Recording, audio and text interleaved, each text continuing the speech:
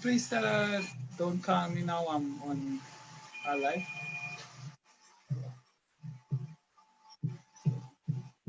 Okay, so we are now live. It's another Thursday, and it's time for us to have our ChildLinK Talk, where we talk about different issues, and stuff affecting children, different issues, bring about awareness with regards to the family. And what we're fostering is safe and loving family-based care here. So if you know ChildLinK, like our name would suggest, we're all about the children and their welfare. So this program is brought to you under our Recovery Safeguarding Reintegration Initiative, which is funded by the delegation of the European Union to Guyana. Today, I have three lovely, lovely, lovely people on my panel who have dedicated themselves to children for years. We have Miss Yvonne Barrows, who was here before. We have Miss Ashok Clark, and I'm just going to call the names, but they're going to tell you what they do. And we have Mr. Paul Mahaika, the only male on the panel, who has dedicated many years to coaching children and is even a coach to one of our youth advocate mentors. Okay, so without further ado, we are all ready to a late start. I must apologize to our viewers. I will have my panel introduce themselves, starting from you, Ashok. Good afternoon. It's a pleasure to be again live with you all, Guyana and abroad overseas. As Shikwita said earlier, Ashok is my name. I'm the program manager at ChildLinK, and my work basically is to work with children and family. That's my hard desire, to work with children and family. So I'm happy to be here and to share with you as we go along. Yes, Mr. Mahaika. All right, good afternoon, everyone, locally and also abroad. It's a pleasure to be on this program. Thank you guys for having me. My name is Paul Mahaika. I'm a father of four. I grew up in a very large family. So I love the family setting. I love children. I am a swimming coach. And because of my job, I have to deal with a lot of children. So, and also away from the pool and away from coaching, I love spending time with the kids, even the kids in my area. I would be involved with them, repairing their bicycle and doing a lot of stuff for them. So it's a pleasure to be on this program today. And it's a wonderful thing that we could engage and speak about children and how we could better their life, because they are the future for tomorrow. Yeah, thank you for that. So, Ms. Barrows. Good afternoon, viewers. My name is Yvonne Barrow. I'm a youth advocate, a storyteller, and someone that has a love and passion for peace building and SRHR works. So I must say thank you all for joining us. I know you all have very busy schedules, but you took time out to come here, raise awareness, and just share the love and as much information as you can as possible. So thank you so much. As mentioned in our title, today we will be discussing the importance of family bonding, something we do under our Recovery Safeguarding Reintegration Initiative. And we have our programs manager here from ChildLinK who will talk about that a little bit as we go along in the program. But before we go any further, I would like to ask my panel, and just so we can connect to the persons viewing and really, bring about awareness while we're having this discussion. Can you just tell me from your opinion, what is family bonding, and share an experience that you might have had as a child that is still with you about bonding? Anyone can go ahead. So I will start. I believe family bonding is a connection. It can be emotional, it can be physical, it can be spiritual as well. Personally, I know bonding can occur amongst several individuals or with just one individual. This is to say that you may feel like you have a bond or an attachment, but the other person might not share the same feeling. In my family, I grew up with both parents and three siblings. Easter was a very big occasion for us. Every year, my father took us to fly kites, and my mother would personally pack the basket, the special color. We all had special kites. My father used to assist us in making those kites until he was no longer able to do so. Then we used to purchase the kites. But Easter for my family was a very momentous occasion. We really look forward to it, and we have several photos we grew over the years. So definitely, that's one way we bonded. At Easter, it was a physical event.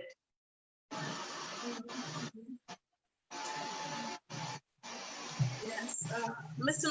Haika, would you like to go? Okay. Well, for me, I see family bonding is when could be parents or relative find time for the kids. You could Yeah. find time in different ways, in maybe come and play some Ludo, draft, or something that you could get the kids, especially in this time where all the kids are just focused upon computer and games. Is I think that we should move away a little bit from that and spend time with the kids.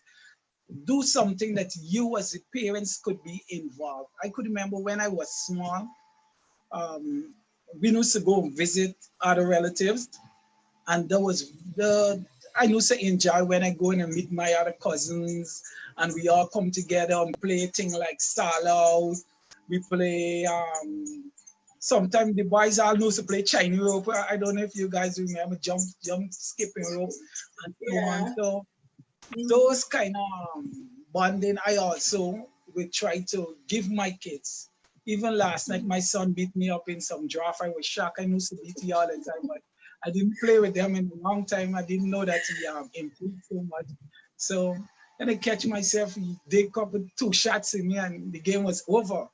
So in ways like that, parents has to find a way to bond with the child, because when the child grow up, they must be able to say, just like the my next friend on the panel said, that she remember things that she needs to do with her father. So kids must be able to identify stuff that they do together as a family. So Yeah. for me, spending time with my kids is one of the best things that I could do. And we don't have to have a lot of money or a lot of things to bond with our kids.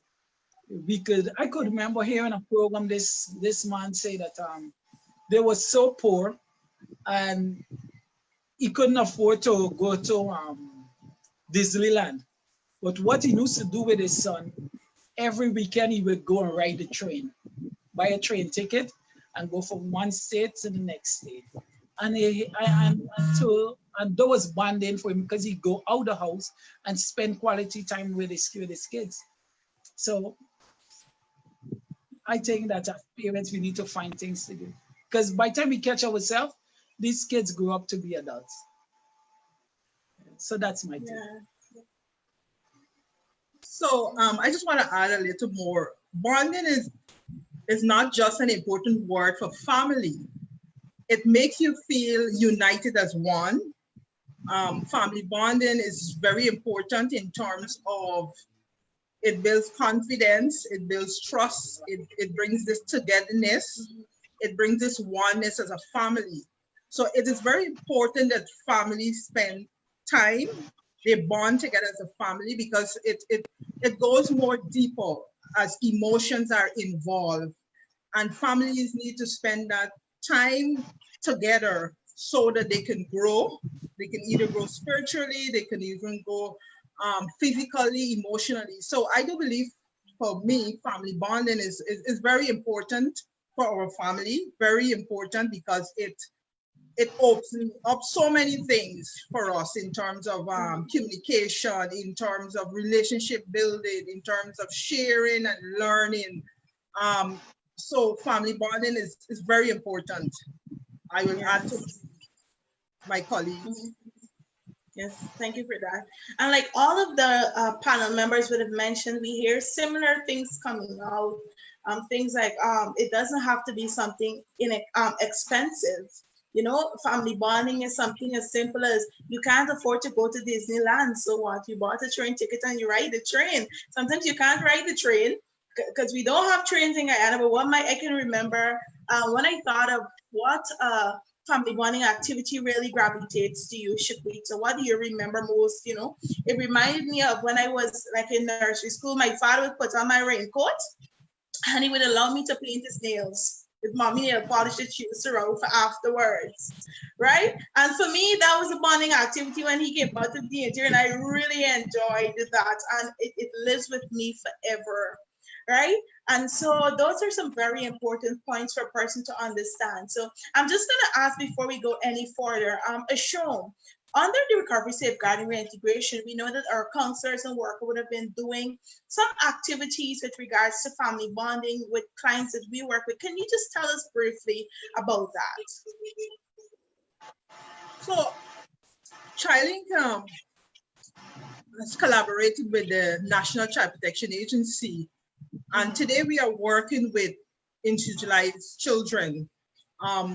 We all know we would say that children that live in the institution. So we're working in collaboration with the National Child Care Protection Agency with children to reunite it back to their family, what we call family-based care, for them to go back home.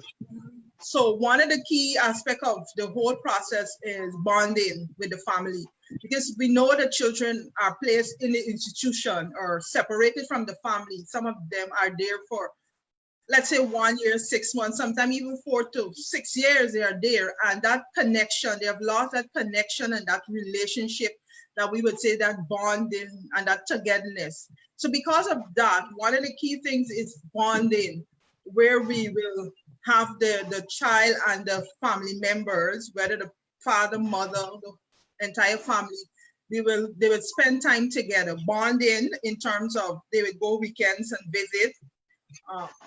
In terms of that, it will have like outdoor activities where the child or the parents, mostly the child, will have the opportunity to choose which place they want to go, which recreational place that they want to go. And what I know of is that sometimes you will go to like Giftland Mall, or you go to Fun City or the garden, whatever they choose to go. And at this particular time, you get to see the children, you get to see the family members relax, they're open up. You get to see the expression of emotions. You get to see physical. You get to hear how they talk, how they share, what is really happening. So you get to see this bonding. It basically is to build that communication, build back the communication, build back the love, build back the togetherness, build back the connection that they have lost for all the years. And I think that is something very important for me. This is where I actually get to see who the family, the relaxation. And I could remember the counselors would share their experience that, it's fun to see the family actually sitting together and playing and at Fun City, these little cars, you sit down inside of them and they're driving around and everything. And they would laugh and skin their teeth, they would roll and have fun. So that joy and that happiness and that brings that togetherness back together as they bond. It is very important that we understand that bonding goes a far way. We need to bond so that we can understand each other and the togetherness that has been separated for years. So it's a work in progress, and that's how we work with the children and the family. ChildLinK and the National Child Care Protection Agency, we work together so that children can feel sense of security, that belonging, that love, and that care coming back to them from the family member. Okay, yes. Thank you for that, Ashom. Thank you so much. And I really want our viewers to understand and remember the old saying that, a family that plays together or pray together, some people just stays together. And we all know that quality time with our family, it's paramount in building stronger relationships. So it's important that families understand that. And with that being said, I would like for you guys to tell me, how are children affected by a lack of bonding? I can start with you, Ms. Barrows. So, firstly, the lack of bonding can really affect the relationship not only a child has with parent, but with other siblings and children by extension. I say this because I've been volunteering at the Sophia Detention Center, and some of those, they're predominantly boys, they're all boys actually, and some of them have displaced relationships with their parents. And I can see how how it has a strain on them and how it led to the choices they made. The bonding not only affects the child mentally, or it results in their behavior. You see it in their behavior. What happens, you see, when they don't bond with that parent or with their family, they have low self-esteem or self-confidence. So now they try to fill that gap with other persons. So then they might be involved in delinquent behaviors, or they might even fall suited to other violent activities, and peer pressure may step in. For a girl, for instance, she has not built a relationship with a parent, so she might not be able to talk about an attempt to rape or any sort of harassment that has taken place. When we speak about boys, they might not be able to say what's happening at class, what friends are trying to coerce them to do. What we need to realize as parents, when we fail to bond or create a space with our child, someone else will fill the gap, or a child will try to fill the gap somewhere else. The bonding, you see, I highlighted physical effects, but you see, it can also affect them academically. A child may be at school and they may not be able to perform because they're not bonded. They may feel insecure, they're troubled, but they haven't bonded, so they're not able to communicate how they're feeling. So we have communication affected. Their self-esteem is affected, they are insecure. So now they're going to school and they may be depressed and suicidal. And we like to say, well, what is child got to worry about? Because we provided everything for them, and that food and shelter, but you're not taking time to communicate, to know the academic grades, even suffer. A child may become aggressive to the teacher and to the peers, and that's just to name a few of things that can happen as a result of a lack of bonding. You see, children, they look for security, they like to see stability, someone to guide them and to feel love. It's nature, we're human, even as adults. So there's several ways that only bonding affects the child, but it can also affect the parents and everyone within a household. What we need to remember as parents and caregivers is that the child imitates behavior. So if you're in a home and then there are negative conversations, indecent use of language, physical violence or any form of violence, it affects the child, because the child will then imitate that behavior. They take that behavior to school amongst your friends and right in the home. So then you're going to say, but where you get it from, or where she got it from? She probably got it right from the home, but you were not cognizant of your behavior. So we need to also remember some of the effects that bonding has on a child, emotionally, physically, and then our behavior around children as parents and caregivers. We have to hold ourselves responsible.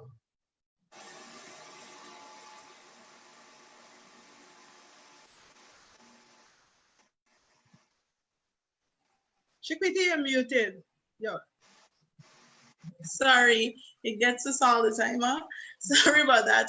Mr. Mahika, would you like to add? Oh, yes. Bonding is very important for children in the whole, because children always want someone to look up to. They want to draw something from the parents. And through bonding, they would get to know the parents. They would get to know that they could come to you and talk to you. Some persons say it's not too good to be close to your children, but for me, in a way, I think a parent should be a parent and a friend to your child. If you could be a parent and a friend, they would come to you with anything. I admire a swimmer from my club. I average about 22. And me and her travel to many countries. We went to China. We went to a couple of countries around the world already. But she is so close to her mother, especially. anything she would call her. Sometimes when I talk, when I think, well, is she's speaking to her friends, she call her mother and say, "Mommy, I going here. Mommy, I going there. Mommy, we going out tonight. Mommy, you're going there. Mommy, this person tell me this." And it is hard for parents to get the children to do that.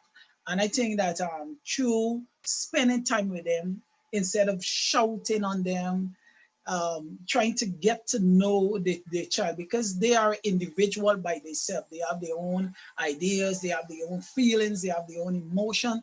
And if you does not tap into that and get to know that child, you could actually lost them in a way.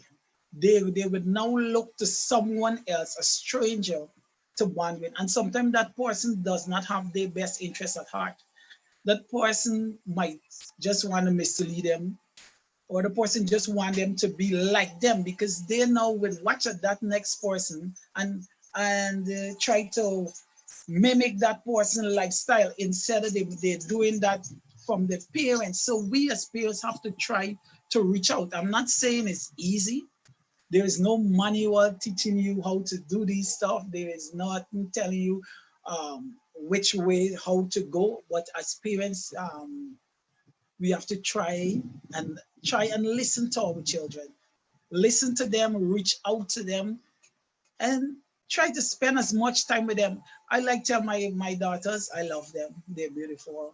They're sweet. I like call them babes and so on, because I know people gonna call them babes. I know someone gonna tell them they're sweet. I want the father must do it first. They must get it from the father. I would love for my daughter and my son to be really close, that they could come and say, "Daddy, this is what's going on in my life." That's just like how I could be able to advise other persons. I want to be able to advise my children, because sometimes although we might be close to children, some person does not be close to their own children. Sometimes you might be a person who would write the best book on children, and your children, you miss out on them because you don't bond with them. You don't spend so much of time with your children. So that's one of the first thing we need to do. Let our light, as the pastor like to say, let our light so shine, but let's start shining home first. So when it start there, then other people say, "Well, I like how these two, I like how this father and his children living, or I like how this person doing it," so that they could see your lifestyle to and also emulate. And in order for bond with your child, they have to respect you, and somehow they have to see you as a person that they could come reach out to. So you got to put yourself in a position where you are available, because most time, because of work and we have to provide and all those things, when we come home we tired, we lose out on that special time that we need to spend with our kids. And by the time we try to play catch up, it's too late. They have formed their own opinion, they have their own idea, and it's too late. So we have to find time now for our kids, find time to get close to them, find time to get to know how they're thinking, know who's their friends, know what they're doing on Facebook, know about their life. We got to get into their life, or else they're going to be looking at someone, some movie star, some singer, and those people life, some of them is all over the place. So we need to be a role model for our kids, and we need to try as much as possible to get close to them. Yeah. I would like to add to what Mr. Mike could say when he mentioned how he bonded with his girls. Two girls, I believe he said. He has two girl children, and he would usually let them know that they're beautiful and they're special. And I would like to commend you for doing that, Mr. Ball. I encourage you to keep up the good work. You see, bonding with girls is very important because some sort of reassurance and security and love is sought from girls because of the way we were nurtured. However, I would like to remind parents that bonding with boys are just as important. We should not only place our efforts into our girl children to protect them and to guide them, but the boys, they need the same amount of nurturing so that they will know not only how to treat women, but how they should treat others. We can't allow boys to just be boys and give the girls some attention because they need to bond to learn to cook or to learn some other skill in the house. Mr. Paul, I hope you're doing so as well. When you bond with your girls, you're encouraging them to reach beyond the skies, exceed education, and take part in anything that they choose to, not only in the home, bonding with children. We need to utilize the time that is available to us. We can bond during commute while we are traveling in cars or buses. He's a parent, Mr. Paul is a parent, and parent in life can be very much demanded. So the time that is available to us in the home, whether it be on the streets or you're traveling, as I said, make that time, make that conversation. Some commutes are longer than others, you talk with them. If you're in a yard, you're doing dishes or you're washing, you can talk with a child there. You can share a chore, you can share a task right within the home. We may not be able to always take them out somewhere fancy. I heard Disneyland was mentioned earlier. That's so extravagant for so many families when we can explore so many places within our community, within the village. So I encourage our parents, when we doing where's dishes, some parents may split the chore or we all having a games night, you talk at the same time, speak about it then. If we are having dinner, let's try our best maybe to have dinner at one time. That may not work for every family, but like I'm saying, we can bond with our children in different ways, especially in the home. And COVID-19 has presented a lot of opportunities for us to do so, but technology has come so much into play that children spend more time on phones and on Kindles and tablets and actually interacting with their parents or their siblings. So now they're bonding with Microsoft, they're bonding with Google, so they no longer need to ask mommy or daddy how to do anything because Google has the answer to life.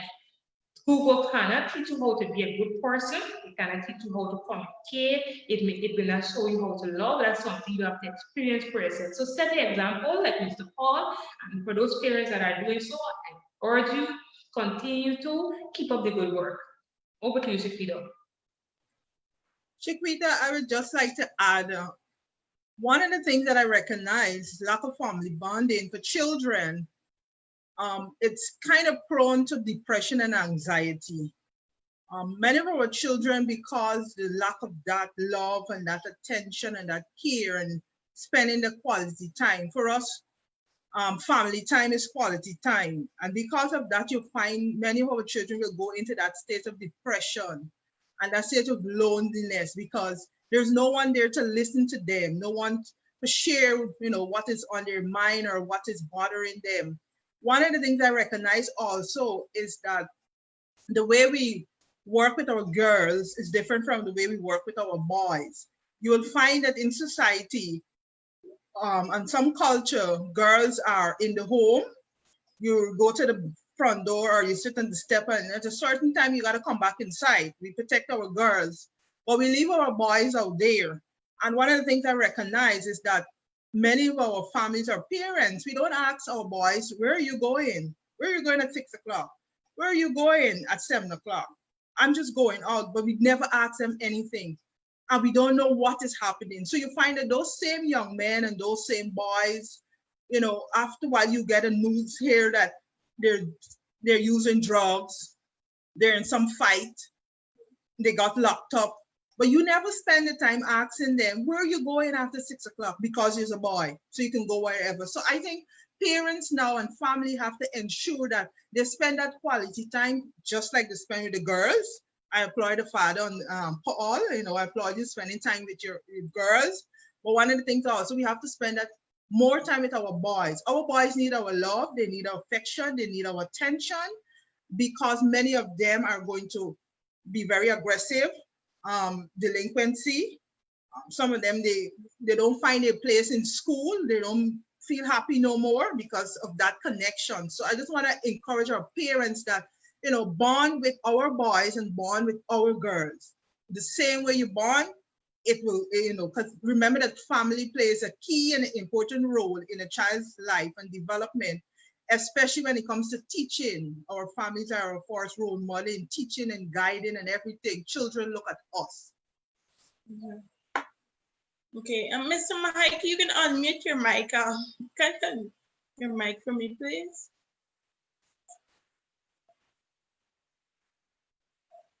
Oh, sorry. Yeah, I was. Yeah. So you can make your point. Yeah. Yeah. I totally agree with what everyone just said.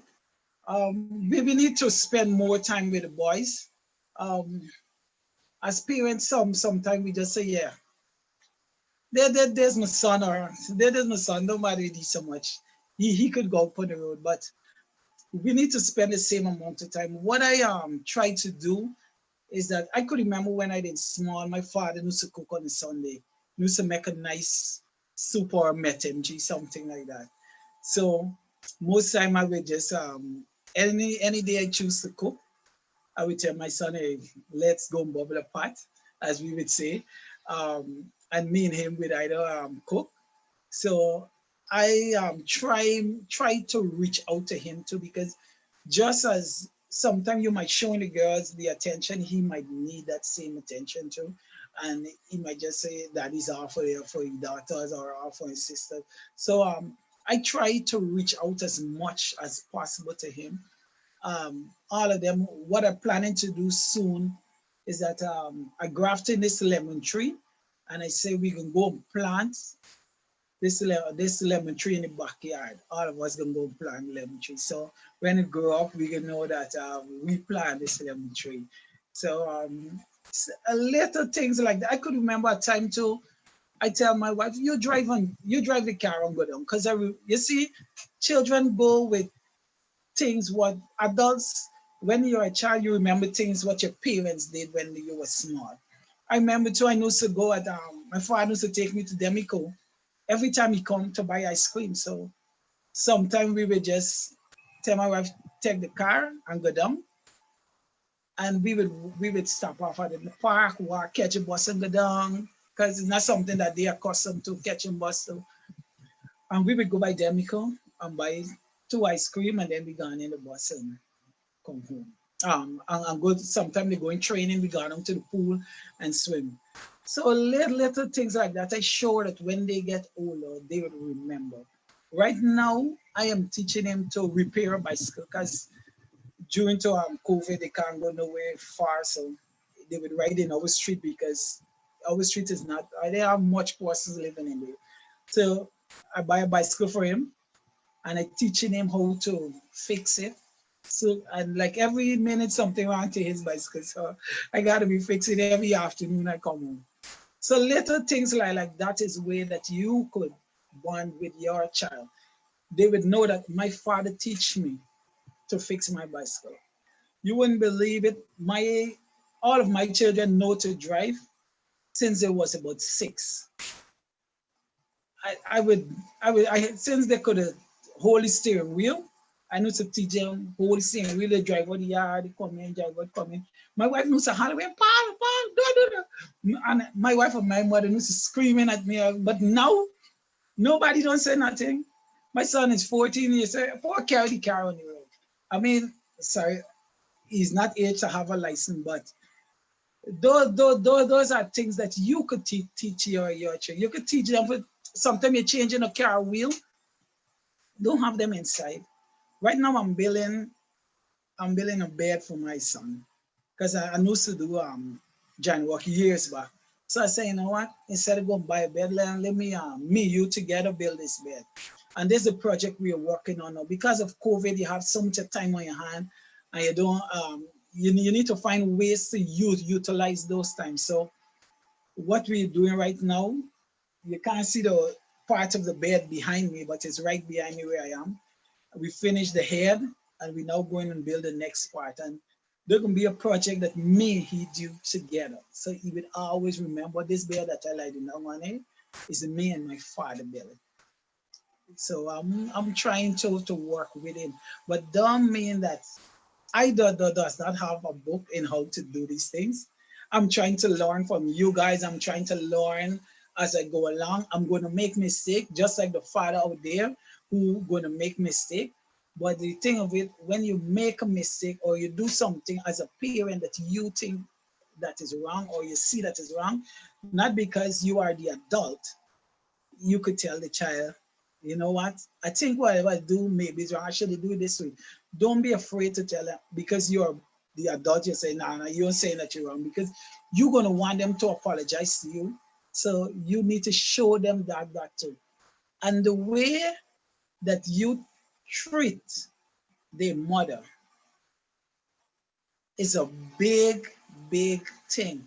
The way that you treat the mother is very, very, very huge because you cannot treating their mother anyhow and expect that they can be good young man. They can do the same thing. So as a parent, there's something that you need to show your children. The way the type of man that they should be. Yeah. Yes, thank you for that. There were so many powerful statements made there and your experiences that were used as examples. It actually went into my next question with regards to some activities which family can undertake, you know. And I'm so happy that you transitioned so smoothly and mentioned it because I really want persons to understand that it has nothing to do with how much money you have, but it has more to do with the interest being placed into building and nurturing a better, safe, loving, accepting environment for children to grow up in. So with that being said, Ashom or Yvonne, would you like to add anything more to the list of activities that Mr. Mahaika would have already mentioned with regards to what families can do, some inexpensive ways that families can bond? All right, Chiquita. One of the things that I know COVID-19 has really affected us in many ways. But one of the things going forward, I know we can venture out like before. We cannot go to the parks. We cannot go to the seawalls as usual. We can't go to the gardens or even a museum. I would encourage parents that we can have a movie night. We can name the movie night. Either Thursday night, movie night, Friday night. You can also have a night where you can call it either pizza night, you can either call it chicken, or you can have fried rice night. And all these are things that you can make. One of the things I learned years ago at university, one of the lecturers said, you see those nice wares and those fancy things that you guys always put up in the cabinet and you wait until Christmas, then you're washing everything and then you're bringing out the best at Christmas time. You see, you guys need to take those things out during the years, lay the table, and you fancy up the house and you eat. You don't have to go to the dinner if you don't have money. So I always remember that. So families, take out those fancy dishes and you can lay it on the table. Lovely, call the children to lay it with you, put everything. And you can have a dinner night. You can have you can make a new recipe of some different culture. Those are little things that you can play together. You can have also in having dinner. You can play games together. Watching movies, you can play games, and you would recognize that those times are quality times. Persons open up, persons share, persons tell you things years ago when they were children. The whole family history, the emotional aspect of a family comes out there. You know, they remind you of the good times and the bad times in those little surroundings. My counselors always talk about gardening.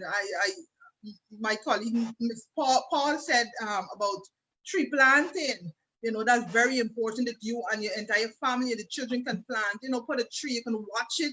You know, you plant it, then you can water it, then you watch it grow. So you can look at it and say, you know what, I have put something in the ground and I've seen things. So those little things, gardening, you can color, all those things are inexpensive and you could do it as a family. The minute you start complaining, I can't do this, I can't do that, you know, it sets a quiet tone. It feels like nothing cannot be done because of COVID-19. So those little things goes a far way, I can tell you that. And then while you having that, I know many of our young people have their phone, you record it or you take pictures. So it lasts, pictures go a while, recording goes a while. And then when 5 years from now, when you look back, you say, COVID-19, but we had fun. Even though we could not go out to movie town or get planned, we had fun. And those are some of the things that promote healthy family bondings. There is something else I would like to add to that list.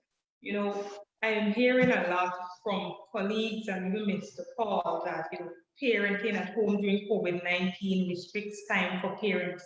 But you see what happens at home, with some parents working at home, there's a demand for them to get the office job done at home. So even though they're at home, they can't really bond with the child because they have to work. And in addition to working from home, they still have to take care of household responsibilities. And if you have more than one children, parenting steps into play. What I would suggest some parents do, if you have a child that is a teenager or adolescent or breeding age, I would suggest that you form a personal book club with your children.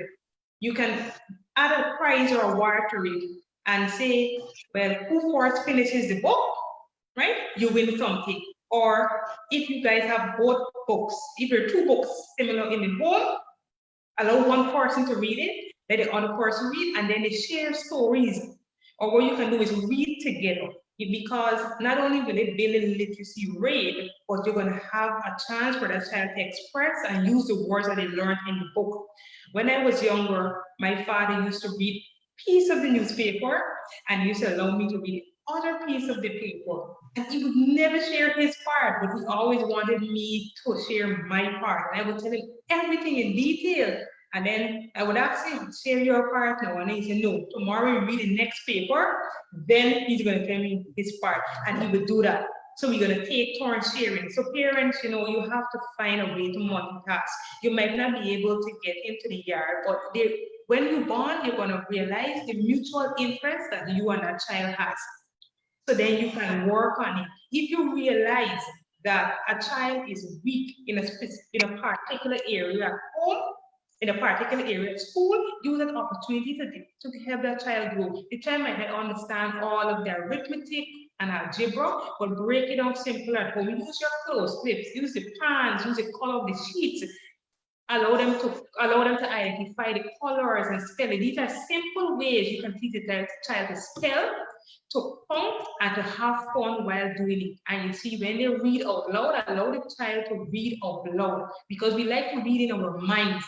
Let them practice to read out loud. So if you read with your child, or at least read a paragraph with them, it helps to build confidence and it improves speech. So these are just some more ways you can add to your life skill, because Mr. Paul is doing life skills with his child, and that's what we need to understand. You have to teach your child in what you know. You might not be the math teacher, but you know mechanic, you know carpentry. Take advantage of it, utilize the skill. And this is not only for the boys, the girls can sit there as well and learn how to change the car, and she might sit and she might act.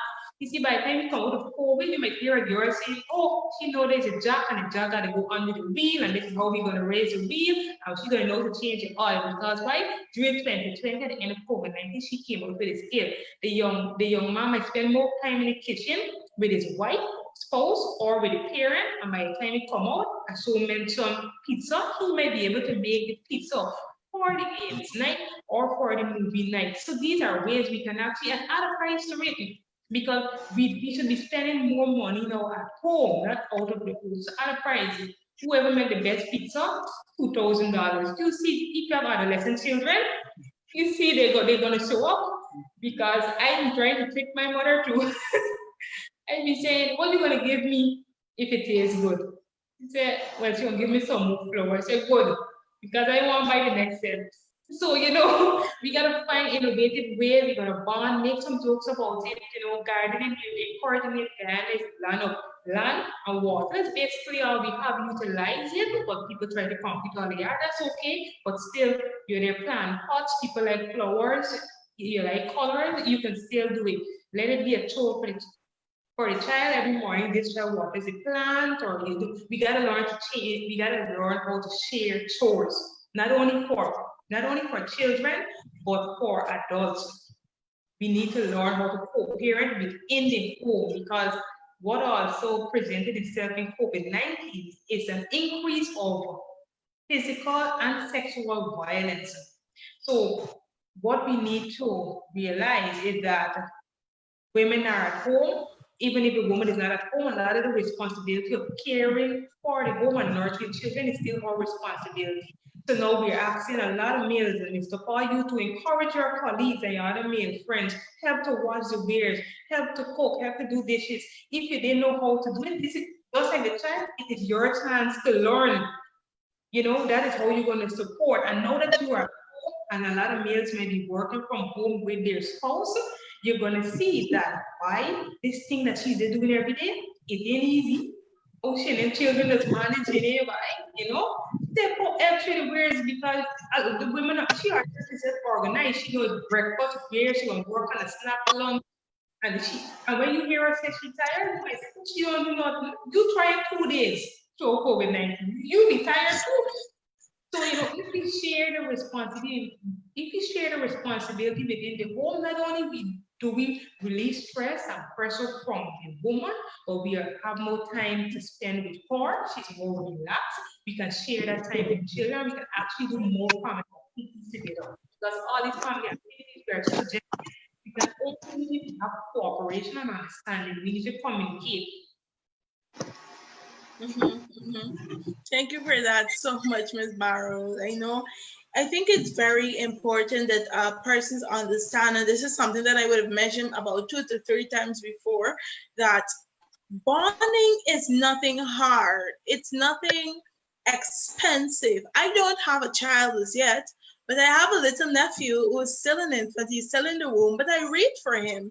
And I would usually say to my sister, I'm reading for my nephew because I want us to build a strong auntie and nephew relationship. And even in the case where maybe a child might not have his or her parents present, where their parents are deceased, aunties and caregivers can take up the role and they can bond and share love. Bonding gives a child a sense of belonging. They are a group of people that I identify with, that I know will protect me, that if something is wrong with me, I can go and speak to them concerning that, and they will help me to make the decision that's in my best interest, or they will make a decision that is in my best interest. So bonding goes way beyond the activity that you do, but it's also the action that you take to safeguard the child. Because you can sit and read a book with a child and bond, but if you're physically abusing a child, then it builds a barrier between you and that child. Or if you know of any instance of abuse, you're verbally abusing a child, it builds a barrier. So abuse builds a barrier for bonding. And that's something that I want to remind parents about, because parents can say, I just try my utmost best, but I got to do what it takes to discipline. Discipline does not hurt. Discipline teach lessons. What you're doing there is what you call punishment. Right? Chiquita, just want to add, bonding is so important, and I think many persons probably take it for granted, because when you bond, you also teaching values, you're modeling behavior, you're imparting wisdom. We know those persons who spiritually believe, especially if you're a Christian believer, the bonding time for you is where the family have that time where they spend in prayer and those things. So it goes beyond. It's not just because I want to do it. It brings togetherness. It brings that connectivity, and family. You don't have anything to lose when you bond. What happens is that closeness is gained, and that togetherness, and it benefits you, because children will go out there with that confidence and that boldness that, you know what, I can do anything because I have the support of my family, and I have the support, especially my parents, and, I am confident in who I am and what I can do. So that is bonding also very, very important to our families. Very. Yeah. I'm so happy you mentioned that. I can remember my mother sharing her little day stories with us about her and her siblings growing up. She has six siblings. It was eight, but two are deceased. So yeah, so she has six siblings, and so she would share stories about them growing up, and we would sit and we would have a laugh. Nancy's story, you talk about Ansel and Gretel, you talk about Miss Mary and Sensi Bell. You know, those are the simple things that sometimes you don't have something to cook a fancy or meal from a different culture, but you have some rice and you have some butter. But you use the rice and you teach your daughter and your son how to boil rice. You understand? So those are the little things that matters the most to children, and they go a long way. Okay, so we are in a pandemic, and I heard Ms. Barros and Ashon would have made mention to the pandemic. But what I really want us to bring out briefly is how does it affect the bonding of family? Because a lot of times we say, oh, the parents are at home. You know, you don't have to go to work. Nobody's working. Children are at home. It's a good time for bonding. We often say that because, yes, it is. But there are also some factors that affect bonding during this pandemic. What are some of those factors that affect bonding during this time? Mr. Mahaika, want to go first? Um, One of the things I could say, some parents also is not accustomed to having the kids home all day, every day, and being at home. And especially in a large family, it could really be chaotic. As simple as you might watch, look at it, some parents enjoy going out and work and coming home and having the children in the afternoon. We're looking after them in the morning, putting them to bed.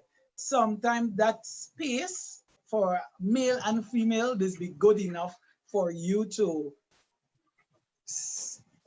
start over again. Like when you send them off, you prepare for them when they come again. Go out and get a next challenge with work. You're going to work, you deal with your situation at work, and you come home. Now is the time for the kids. But now it could be challenging when from 24 hours, you have to deal with the kids. Sometimes they're fighting, they're doing this, they're doing a whole set of different things. So now as a parent, you have to really know how to manage that situation, because it could really get to you, because most of the time you doesn't have to deal with it, because from 8 or 9 o'clock, they're in the teacher's hand. And then now you are in a situation where you have to produce, meaning that you have to work at home and you have to have 4 or 5 kids at home too, and you have to deal with that situation. So most people might say, you have more time now, but no, it could be even more harder as a parent working from home, because now your supervisor or your boss doesn't want to hear that the kids them do this and the kids them do that. No, he thinking that is more easy for you too, because he's saying that, hey, you're working from home, so you have to produce and even try to produce more. You have to give more quality of work, because he's saying you got to catch things and come down, you're at home and all those things. So we have to find ways now to make sure that we and cross the border in a way that get frustrated and show the children how we are frustrated. Say, no, yeah, say I'm working now, don't bother me now. And then, we have to find ways to do our job, and also to remain calm when maybe they might act up, because it's kids. They're not going to be perfect. You're going to see sides of them that you've never seen before, because they will be showing it out at school. Because children, they have one side home and the next side at school. Don't care which child it is. They are different when they are away from you, most of them. So now you're going to be challenged with seeing both sides and dealing with both sides. And the way that you deal with, now they're going to see both sides of you too more. So as a parent, you got to know how to deal with being at home, the frustration. Sometimes you too might want to go somewhere and you can't go. And then you might feel that, oh God, you're so crowded, you're at home and everything is home and everything is home. You don't get to do nothing different, but that's where you have to try to be creative. It's like my other colleague was saying, that try and do something, make something work. Just cook like you were saying, shine rice. The first thing I think that I learned to cook is we learned to make rice pop. I don't know if you know about rice pop. We learned to make rice pop back in the days. There was a big thing. Everybody boiled up little rice and little milk, and then I learned to make cook shine rice. So you could, although you might have chicken and those things, you know what? We know see eat a lot of shine rice back in the days. Let me teach you how to make shine rice. Let me teach you how to make some rice pop. Do something that is out of the norm. Do something that they are accustomed to doing. You and them try, find 5 minutes, 10 minutes, even if you gotta guide them.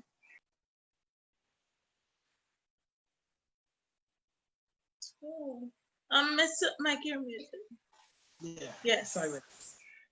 If you have to guide themselves, you try your best to reach out to them, because you cannot let the kids see how you might be frustrated, how you cannot handle the situation. As you have to try your best to let they see that you are in control and that you want to reach out to them, that you want, don't care.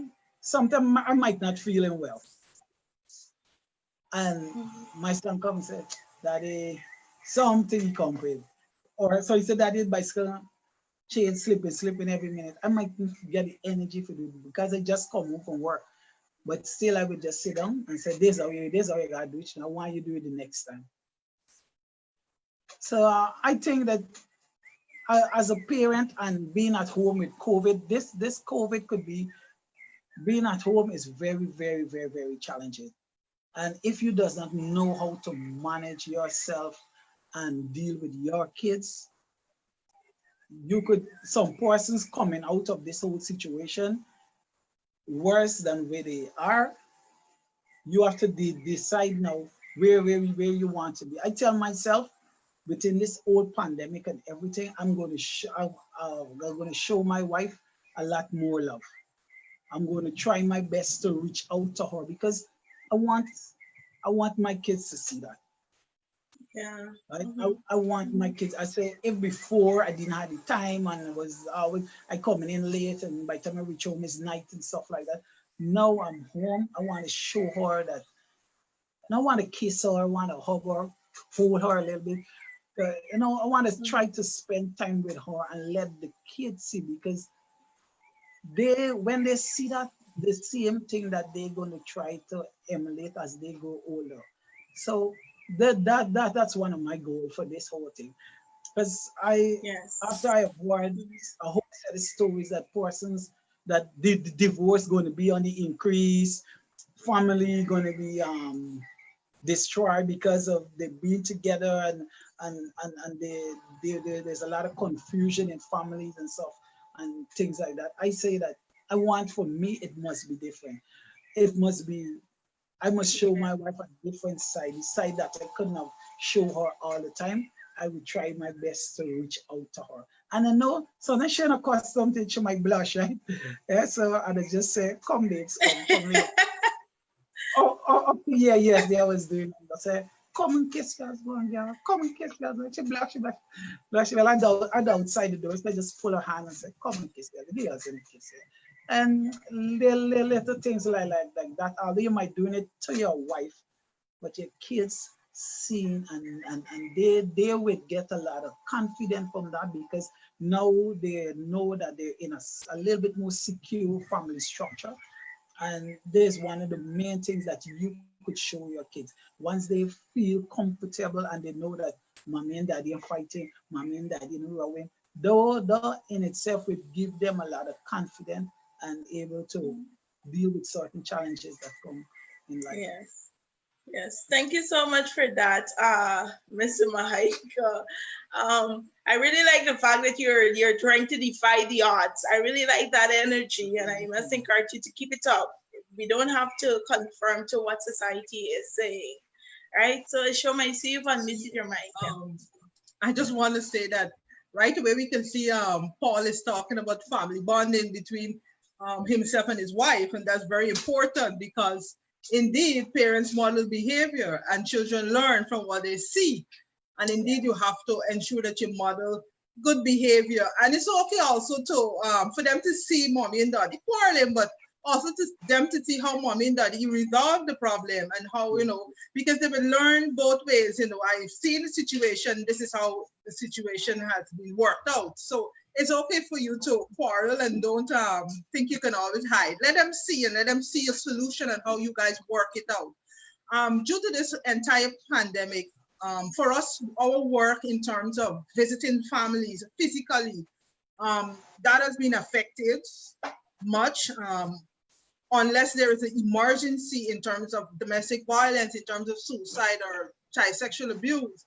Many of our families long to see us, that physical connection and that closeness. You know, we're still contacting them online via WhatsApp or landline, but they missed us in terms of physical connection. And some of them are just say, when this is going to be over, I really want to see that your physical presence. The other thing, a lot of our families are unemployed, and this is really affecting them, that they unemployed, so they don't have finance, and they can't really provide as much as they can in terms of bonding.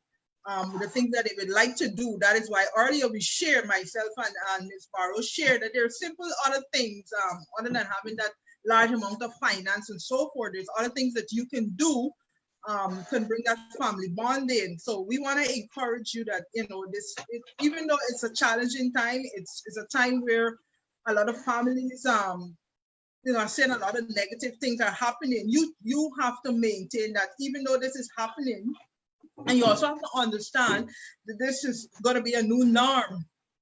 We will have to live with COVID-19. So our thinking and our own everything will have to adjust. We have to adjust to this situation, and things can get better. But I know it's affecting a lot of family, and simple things can bring back that bonding. Yes. Thank you so much, Ms. Barrow.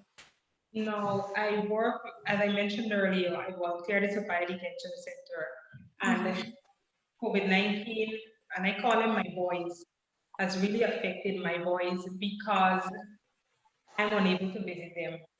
However, I was able to take some supplies for them about 2 weeks ago, and I visited subsequently before that. And because I bonded with them over the past 2 years, and the numbers would change and the faces would change, but whoever is there, they know me because I've been there regularly supporting them. They don't have any visitors. So they didn't have any visitors before COVID-19. Very few parents would visit the boys at the Supply Detention Center. Very few parents would call the boys. So they really built a connection with the staff that are there and myself and whoever chooses to volunteer. So now with COVID-19, no one is able to visit and very few people call. They have already been punished and they are waiting trial. So in addition to that, they are alone. They have no activity. They can't go outside. They can't kick a ball. You don't know the virus will be transported by droplets.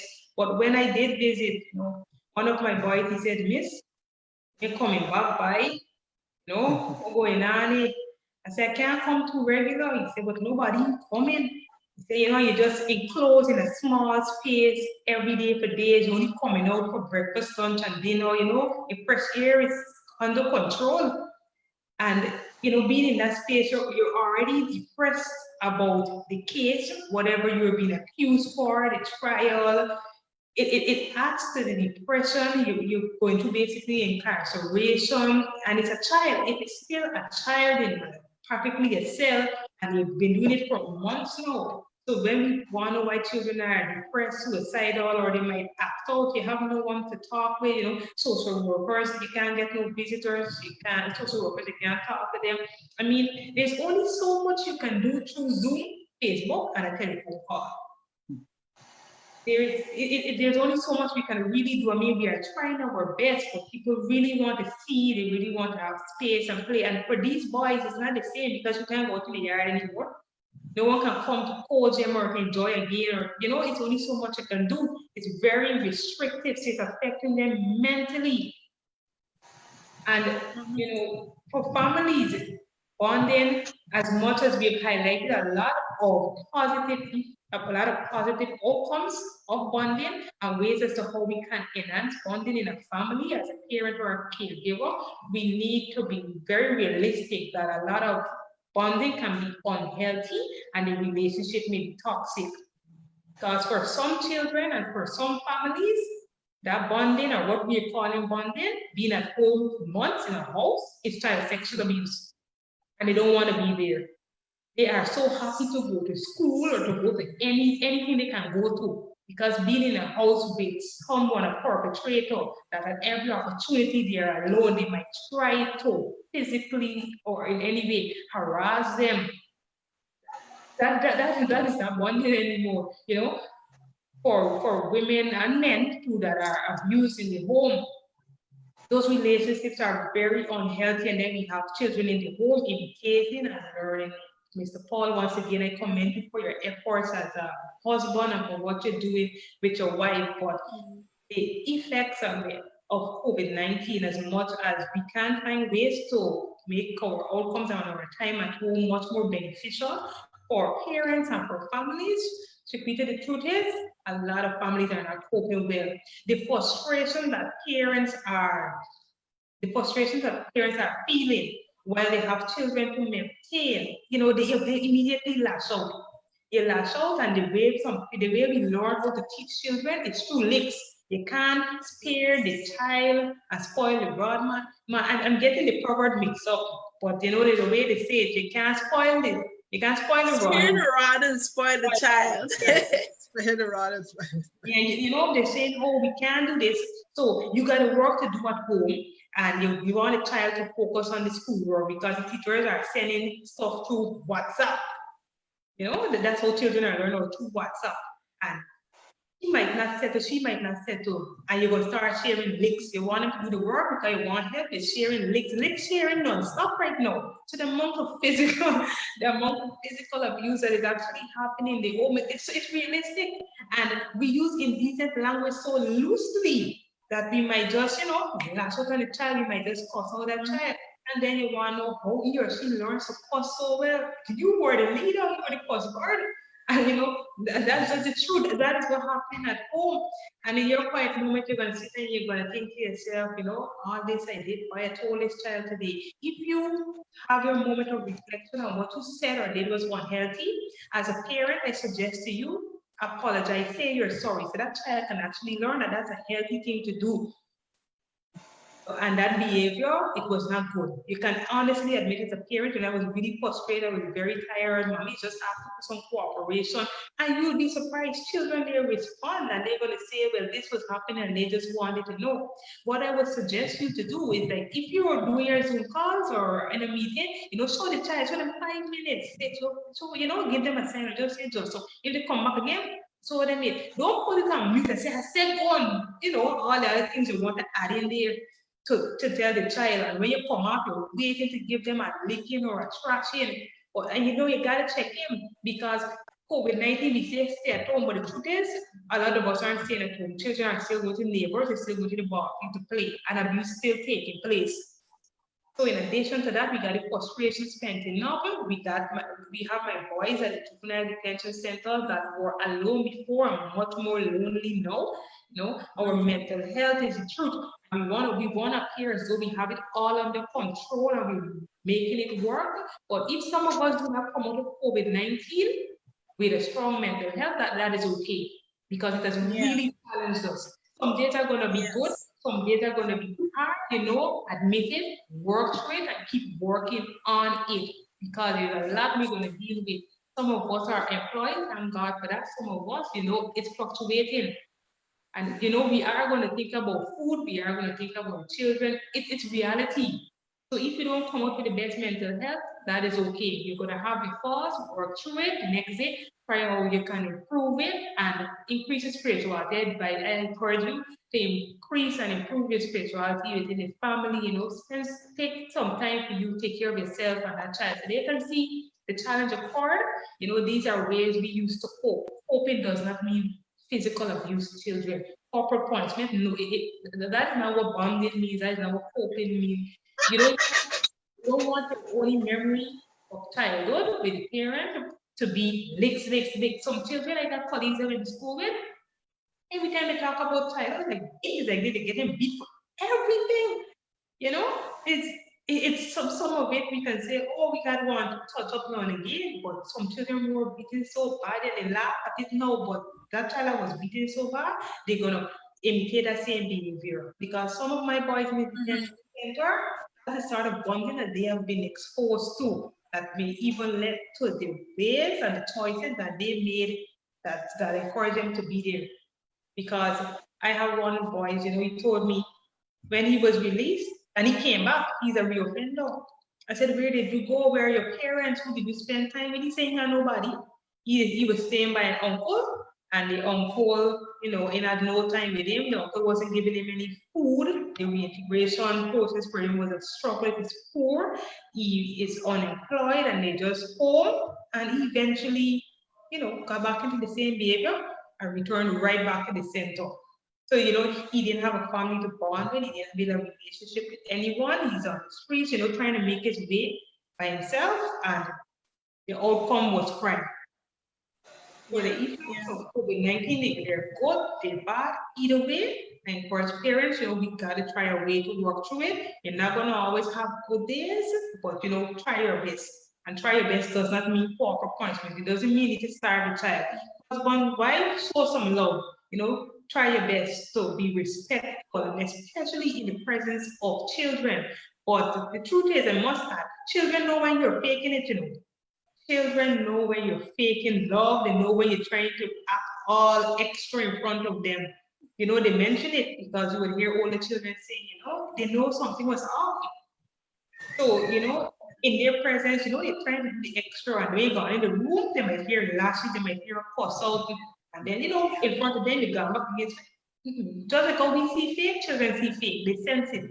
We're only human, we're gonna want some physical connection, someone to talk to, but let's try our best during this time and, hope at the same time.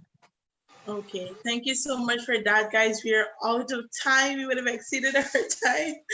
And so I really want to thank you guys for joining me today to bring about awareness with regards to the importance of bonding, how children are affected with regards to if bonding is not there, and during COVID-19, I just want to mention quickly that there are parents who are working abroad that can't come home to their families to get to spend physical time. And we know that can be a bit of a challenge, but we encourage you to utilize social media for all of the advantages that it is given to us to connect the way we're connecting today. We're having this discussion from different parts of from different offices and from our own homes.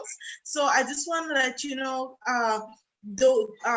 you can reach out, you can try your best, reach out to your family, use every opportunity you have to bond, learn and understand your children somewhere. I once read that our children do not want perfect. What they want is us as parents. Okay, so once again, I want to thank my panel for joining me. I really enjoyed this conversation today. Until next time, this program was brought to you under our Recovery Safeguarding Reintegration Initiative, which is funded by the delegation of the European Union to Guyana. Thank you. You're welcome.